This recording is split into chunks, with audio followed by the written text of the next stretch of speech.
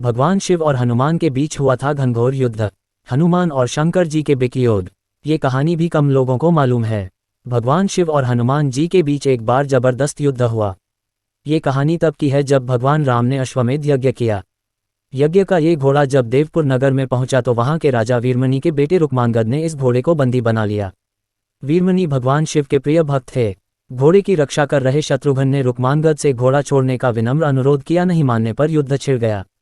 शत्रुघ्न का साथ देने के लिए हनुमान जी भी पहुंच गए और वीरमणि की सेना पर टूट पड़े। इस बीच भरत के पुत्र पुष्कल ने वीरमणि को घायल कर दिया। अपने भक्त को घायल देखकर भगवान शिव को क्रोध आ गया और वे खुद रक्षा के लिए युद्ध करने आ पहुंचे। उन्होंने वीरभद्र के नेतृत्व में नंदी समेत अपने गणों को युद्ध के लिए भेजा। इस दौरान वीरभद्र ने भरत के पुत्र पुष्कल का सिर काट दिया। भाई के बेटे का सिर कटा देखकर शत्रुघ्न क्रोधित होकर भगवान शिव पर टूट पड़े। भगवान शिव ने उन्हें मूर्छित कर दिया। इसे देखकर खुद हनुमान जी आगे आए और भगवान शिव से युद्ध करने लगे। ये युद्ध बहुत ही भयंकर होने लगा, पर हनुमान जी के पराक्रम के कारण भगवान शिव को भी उनकी प्रशंसा करनी पड़ी।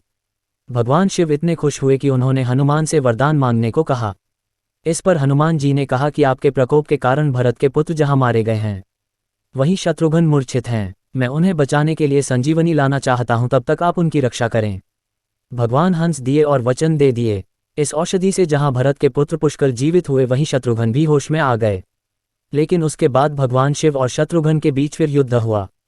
शत्रुघ्न फिर हारने लगे। कहा जाता है कि तब भगवान हनुमान ने ही इशारा किया कि शत्रुघ्न जी आप भगवान राम को याद करें।